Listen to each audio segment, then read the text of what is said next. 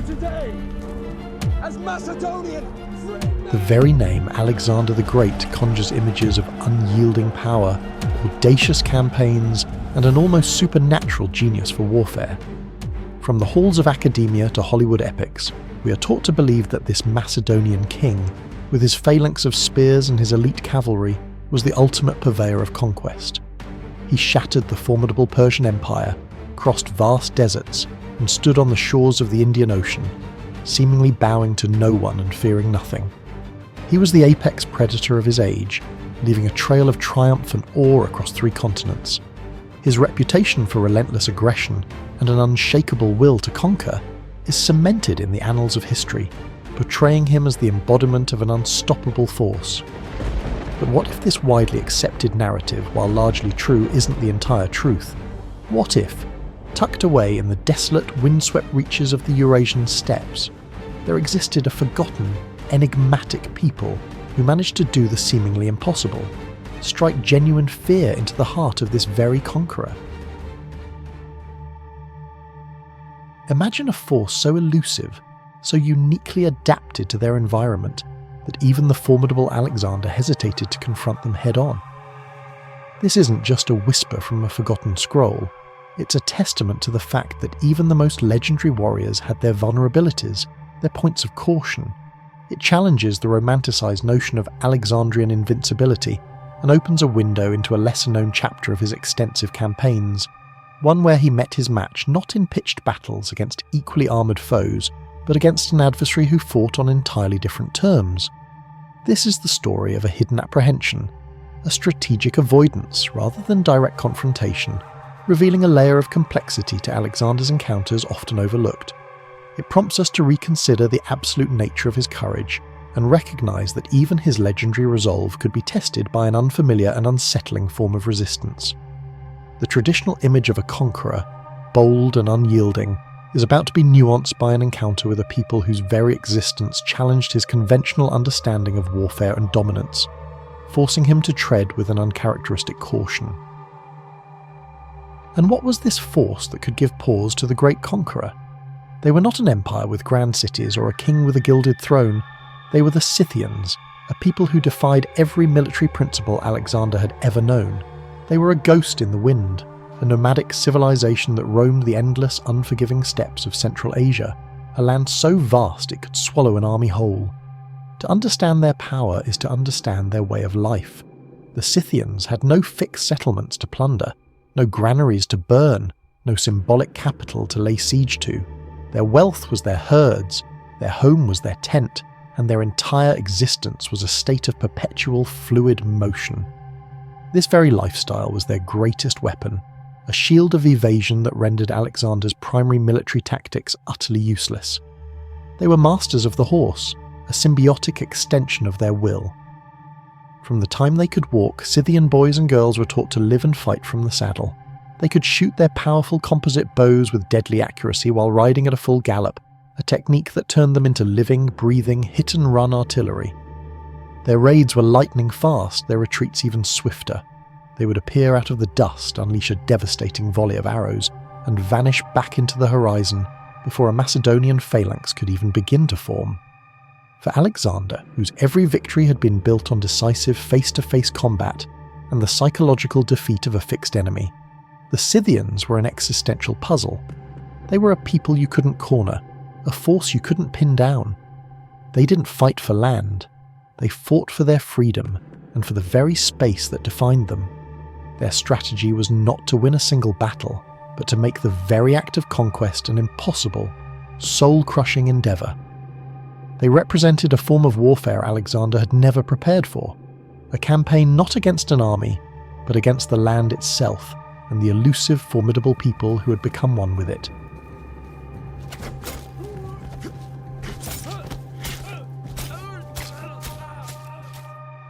The conflict between Alexander's Macedonians and the Scythians was more than a clash of armies. It was a fundamental clash of civilizations and military philosophies. Alexander's world was one of fixed battles and decisive engagements. His army was a well-organized, disciplined machine designed to conquer and occupy territory. They marched in formation, relied on heavy infantry to hold the line, and used cavalry to deliver the killing blow. Their success depended on bringing a superior, overwhelming force to bear at a specific time and place. The Scythians, by contrast, had no use for these concepts. They were the masters of evasion and the architects of attrition.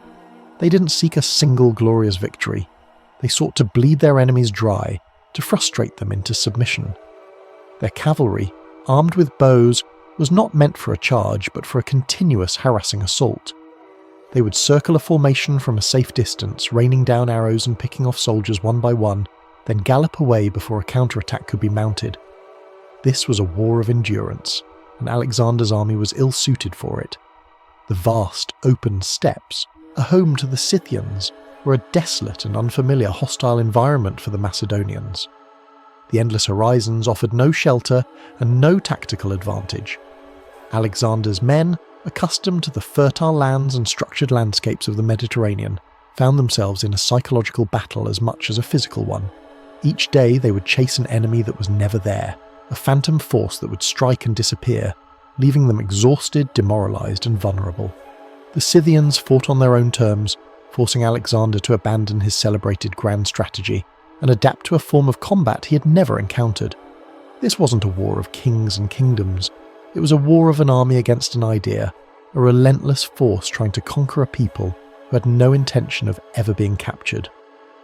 The stage was set not for a heroic battle, but for a frustrating, dangerous game of cat and mouse, where the cat was the legendary conqueror and the mouse was a people who lived their entire lives on the run.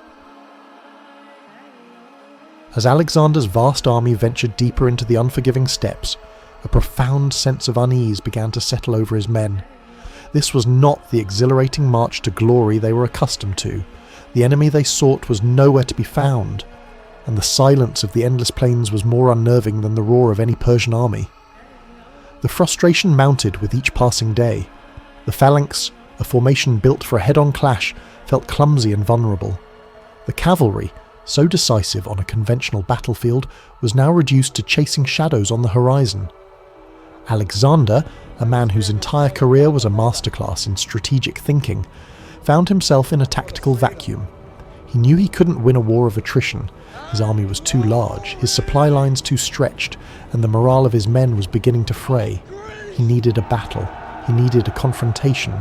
He needed to force the Scythians to stand and fight. And so, Alexander devised a brilliant plan to lure them out, a tactic he had perfected against countless other foes.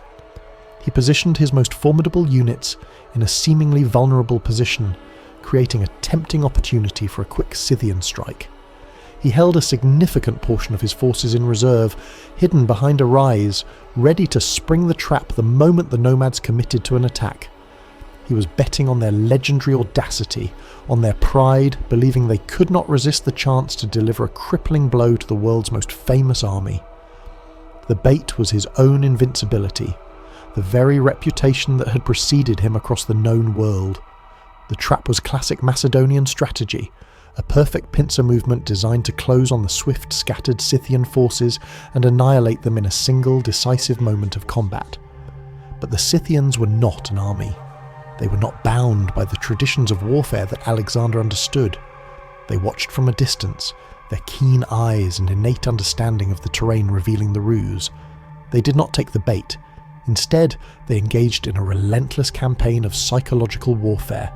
They would appear on the horizon, a cloud of dust and the glint of 1,000 bows.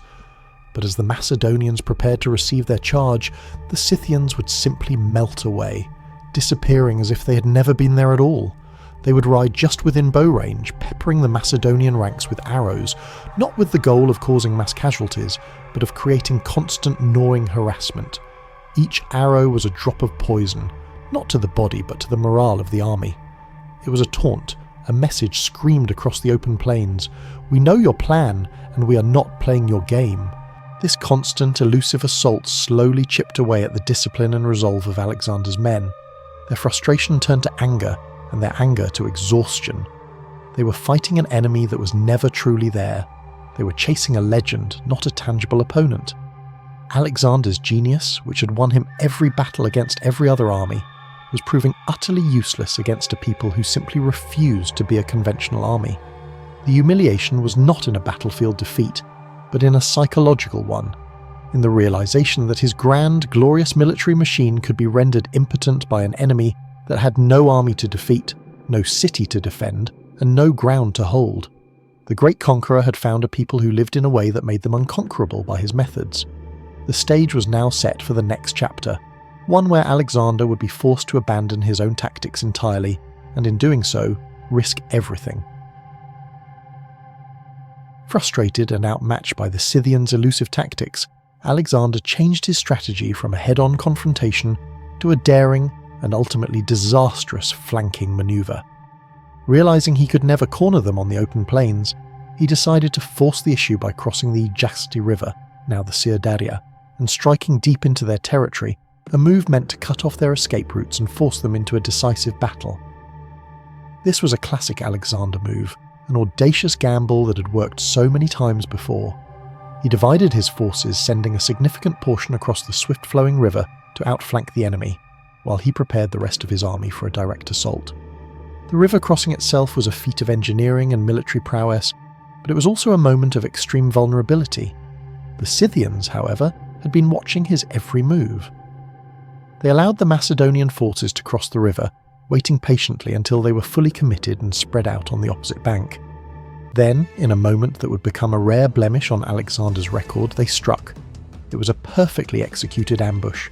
The Macedonian soldiers, exhausted from the crossing and marching on unfamiliar ground, were suddenly swarmed by a whirlwind of Scythian horse archers. The nomads, who had seemingly vanished, appeared from all sides, a storm of arrows and war cries. Alexander's carefully planned pincer movement was turned against him. The Scythians did not engage in close-quarters combat. They circled the Macedonian detachments, raining down volleys of arrows with relentless accuracy. The result was a humiliating and costly retreat for Alexander's army. The sheer speed and ferocity of the Scythian ambush caught the Macedonians completely off guard. Soldiers fell by the hundreds, not in glorious combat but from a distance, unable to even see their attackers. The Scythians, having inflicted heavy casualties, disappeared as quickly as they had appeared, leaving a demoralized and shattered Macedonian force in their wake. For the first time, Alexander's men were not only defeated but truly routed by an enemy that had no conventional army. The battle was a stark lesson for the conqueror. His military machine, so effective against empires, was utterly powerless against a people who had no fixed point to be conquered.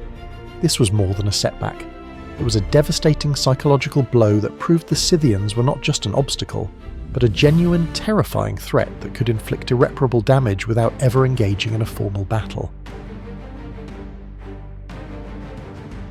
Following their costly defeat, Alexander's army was left reeling, but instead of the triumphant pursuit one might expect from the Scythians, a new and unexpected chapter began. The Scythians sent an envoy to Alexander, not to demand his surrender or offer terms of peace, but to deliver a powerful philosophical rebuke of his conquest. Their message was not written on a scroll but spoken directly, a testament to their deep-rooted pride and understanding of their own power. Their envoy, speaking on behalf of a people who had no need for formal treaties, delivered a message that went straight to the heart of Alexander's ambition. They told him there was nothing for him to conquer. "You have crossed a great river to hunt a people who are forever in motion," the envoy is said to have declared. "Our lands are endless, and you cannot possess what you cannot catch. We have no cities for you to burn, no treasures for you to loot, no farms to lay waste. We are the masters of our own destiny, and we will never be ruled." This was a profound moment of intellectual and moral high ground. The Scythians offered no military ultimatum. They presented a fundamental, unassailable truth about their existence. They had proven they could not be beaten in battle, and they were now making it clear that they were impossible to govern. This was a humbling moment for the world's greatest conqueror.